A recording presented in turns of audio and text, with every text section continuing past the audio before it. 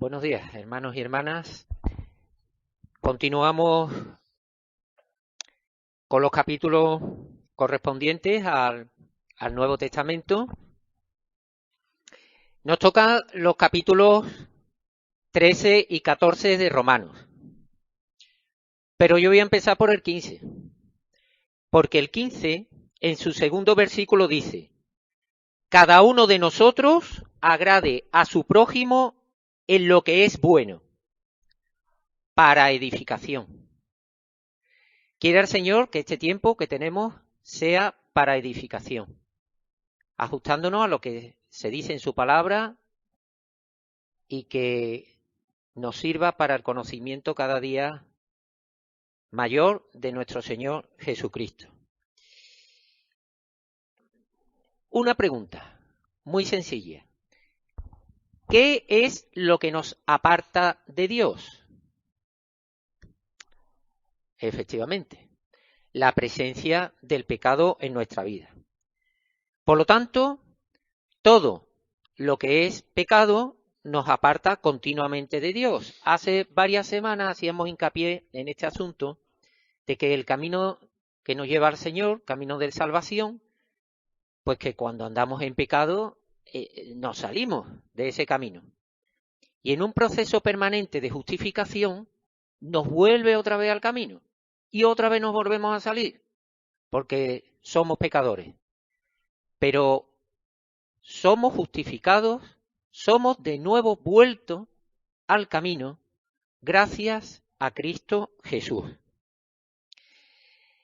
En el último versículo del segundo capítulo que traíamos para hoy, del capítulo 14, nos advierte la palabra sobre algo que está muy relacionado con la aparición del pecado en la vida cristiana. Y acaba ese versículo diciendo: y todo lo que no proviene de fe es pecado. ¿Alcanzamos a entender la importancia que tiene este versículo? Leyendo algunos autores, algunos comentarios, algunos hacen referencia a que, bueno, como se estaba hablando de los alimentos y demás, que este versículo está referido a ese asunto, al asunto de la comida, ¿no? Otros dicen que no, que realmente es extensivo a cualquier aspecto de la vida cristiana. Pero yo tengo claro una cosa, y la palabra, como siempre, es la que se contesta a sí misma. En Hebreos 11, versículos 1 y 6 dice así: es pues la fe, la certeza de lo que se espera, la convicción de lo que no se ve. Sin fe es imposible agradar a Dios, porque es necesario que el que se acerca a Dios crea que le hay y que es galardonador de los que le buscan.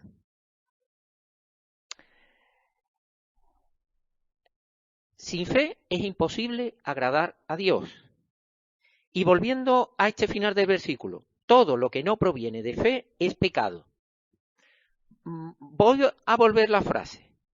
Podríamos volverla de revés y decir: todo lo que proviene de fe es estar cerca de Dios. Un claro ejemplo lo tenemos en 1 de Juan 3:4, que se nos habla de otra circunstancia que origina el pecado, como es la transgresión de la ley, es decir, la desobediencia. Y esto es lógico, porque cuando nos falta fe en el Señor, el pecado aparece, y el pecado aparece por la falta de fe. En este versículo que hemos leído de Hebreos, dice que es necesario creer que Dios está, que Dios existe. Pero sabemos que el creer no basta. El creer es el primer paso para entender y para recibir la revelación de su persona, y esto nos prepara para obedecer. Hermanos, ¿por qué estamos hoy aquí? Por fe. ¿Por qué nos hemos acercado a la mesa del Señor? Por fe. ¿Por qué hablamos con Dios, a quien no hemos visto? Por fe. ¿Por qué hay hermanos? Ha habido y hay hermanos que dan su vida por llevar el Evangelio a otros, por fe. ¿Y por qué tantos murieron también por defender ese Evangelio de salvación? Por fe. Hermanos, posiblemente nos falte fe y nos quejamos de ello, pero tenemos la suficiente para hacer todo esto que se ha ido mencionando. Jesús ya nos advirtió que nos faltaba fe. Allá en el Evangelio de Mateo, en el capítulo 17. ¡Ay, si tuvieseis fe, como este grano de mostaza!, ¿no? La fe también debe ser la suficiente como para entender que la vida cristiana es una vida de comunión de unos con otros. Comunión que se puede perder muy fácilmente por algo que nos haya podido molestar, algo que entorpezca la relación. ¿Qué nos podría hacer perder la comunión? ¿Nos juzgamos unos a otros por lo fieles que somos, por ejemplo, a estas reuniones? ¿O de cómo son nuestras oraciones? ¿Nos podemos juzgar por lo acertado de nuestro compartir, de nuestras intervenciones? ¿O por la frecuencia con la que hacemos? Pues mira, este participa mucho, este nunca participa, estamos siempre. En el capítulo 14 de Romanos se habla del asunto de la comida. Y quizás hoy día no sea este el tema principal por la que algunos puedan apartarse o pueda aparecer falta de comunión. ¿Cuáles podrían ser las causas que algunos hermanos o personas que están conociendo al Señor se pudieran apartar? Pudiera ser, por ejemplo, por el mal testimonio que demos los que ya hemos confesado en nombre del Señor. Pudiera ser también una estricta liturgia de nuestras reuniones. O también el que se vea tensiones entre hermanos, tensiones por causas mundanas. En Romanos 14:10 está escrito: pero tú, ¿por qué juzgas a tu hermano? O tú también, ¿por qué menosprecias a tu hermano? Hermano, esto son palabras duras de Pablo, y cuando Pablo las ha dejado por escrito y están inspiradas es porque son verdad. Y además tenemos una advertencia. El Señor nos hace una advertencia, porque todos compareceremos ante el tribunal de Cristo. Y en el versículo 12 de este capítulo 14 se nos dice: de manera que cada uno de nosotros dará a Dios cuenta de sí. Son versículos importantes los que aparecen en este capítulo 14. Se menciona el asunto de la comida. Y si recordamos, en el capítulo 2 de Romanos se hacía referencia también a otra cuestión, como era el de la circuncisión. En el fondo de todo esto no están más que, al final, las relaciones humanas, que a veces son complicadas. Y no deberíamos olvidar lo que en la carta de Pablo a los Efesios, en su capítulo 6 y versículo 12, justo antes de hablar de las armas espirituales, dice así: porque no tenemos lucha contra sangre y carne, sino contra principados, potestades, contra gobernadores de las tinieblas de este siglo, contra huestes espirituales de maldad en las regiones celestes. Hermanos, las batallas que se tienen que librar en las iglesias no son las de unos contra otros. El adversario no es el que tengo al lado, ni el que tengo enfrente.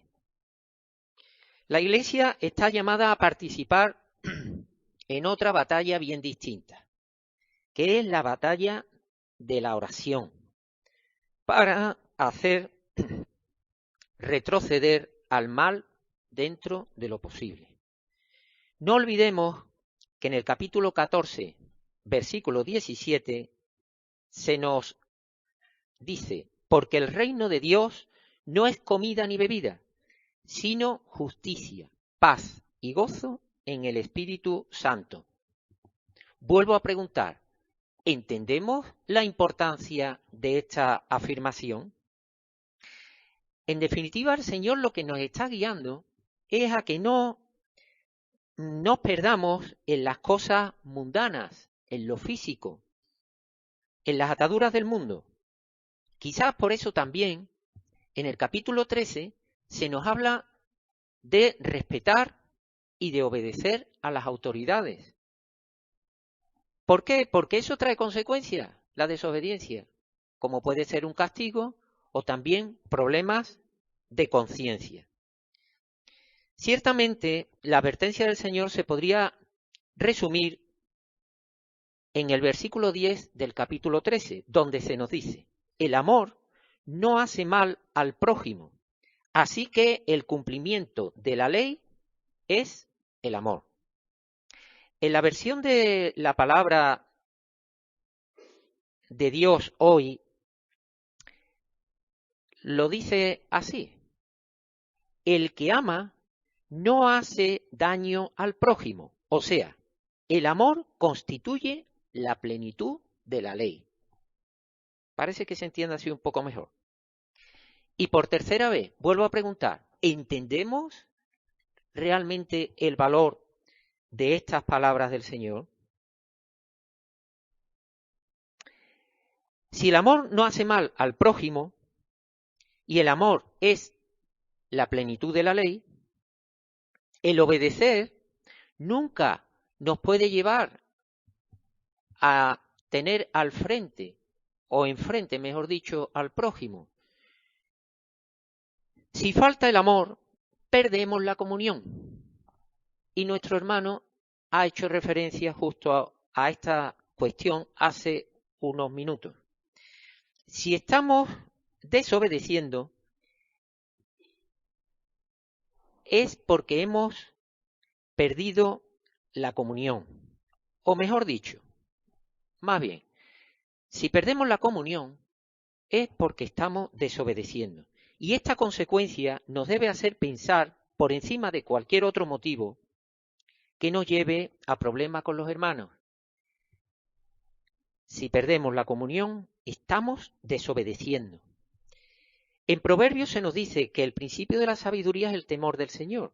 Y en este mismo libro, capítulo 8, versículo 13, se nos explica qué es el temor del Señor. El temor de Jehová es aborrecer el mal, la soberbia, la arrogancia, el mal camino. Se nos habla de la soberbia y la arrogancia. ¿Cuánto mal, cuánto daño han hecho? Como acabo de mencionar, el amor no hace mal al prójimo, así que el cumplimiento de la ley es el amor. Reconozco que cuando lo leí a mí me entró la duda, porque ¿la duda sobre qué? Pues ahora os lo digo. Como previamente se había estado hablando del respeto a nuestras autoridades, me creó la duda de si cuando se nos dice así el cumplimiento de la ley es el amor, hubo un momento que digo, ¿qué ley? ¿La ley del Señor o la ley de la ley con la que nos movemos aquí en el plano terrenal? Y dándole vuelta digo, bueno, yo creo que son las dos leyes realmente. Si respetamos, por supuesto, la ley de Dios y si también respetamos la ley que tenemos para el día a día, porque también eso refleja amor. Esta afirmación podría ser válida, y es que los cristianos tenemos una doble nacionalidad. Y esto puede ser un problema. Por curiosidad he mirado qué es lo que ocurre cuando una persona tiene doble nacionalidad. Puede ser que las leyes no sean exactamente iguales. Pues lo que te dice la norma es que tienes que obedecer a aquel lugar donde tengas fijada tu residencia. A Jesús lo probaron también en este sentido. En Marcos 12, todos conocemos ese pasaje, donde el Señor dice: a Dios lo que es de Dios y al César lo que es del César, a cada uno lo suyo. Así que queda claro que el Señor nos pide que no confundamos las cuestiones de un reino con otro. Pero nos encontramos con este problema. Si pertenecemos a un reino celestial, al día de hoy estamos en un reino terrenal, con una autoridad que es preciso respetar. Y en la palabra misma se nos dice que ninguna autoridad está si Dios no lo permite. Y es que queda claro una cosa, y lo compartimos en la pasada reunión de oración, que Dios quiere que haya autoridad, que haya gobierno, que haya orden. Porque si no es así, ¿qué es lo que se ofrece? La anarquía, el desorden, el caos. Y ahí tenemos un claro ejemplo en el libro de los jueces, donde cada uno hacía lo que bien le pedía, lo que bien cada uno quería. Pero sí tenemos una responsabilidad, la Iglesia, y es la oración en favor de las autoridades. Eso sí tenemos que hacerlo. Es nuestra obligación, para que las leyes terrenales no sean contrarias a las dadas por Dios. Porque a Dios, y esto lo tenemos muy claro, no podemos desobedecerle. Pero sí podemos interceder ante el Padre por las autoridades. Y voy concluyendo. Como acabamos de comentar, el Señor nos dice: a Dios lo que es de Dios y al César lo que es del César. Las autoridades, a las leyes que tenemos vigentes, hay que respetarlas, hay que obedecer. Y por otro lado, otra cuestión que también se trata en estos capítulos, la cuestión de la fe. ¿Qué es lo que me mueve? ¿Qué es lo que me mueve en la Iglesia? Si tengo algún ministerio, ¿por qué lo hago? ¿Lo hago por fe? Y no solamente me debería hacer y plantear estas cuestiones, sino también, ¿qué dejo de hacer en la vida de la congregación? ¿Qué dejo de hacer? Porque me falta empuje, porque me falta fe. Esa también es una buena pregunta que nos deberíamos hacer. Y acabo con un versículo que también aparece en Romanos, en el primer capítulo, donde se nos dice que recibimos revelación en el Evangelio de la justicia de Dios. ¿Para qué? Recibimos esta revelación por fe y para fe, para que esta fe sea aumentada cada día. Recordemos qué es el Evangelio. Jesús es el Señor. ¿Creemos en esto? ¿Cómo andamos? Andamos por fe, porque como se nos dice en la palabra, recibimos la revelación del Evangelio por fe y para fe. Que el Señor nos guarde, nos guíe y que en todo lo que tengamos por venir la fe no nos falte, porque si no vamos a ir, ¿a dónde iríamos?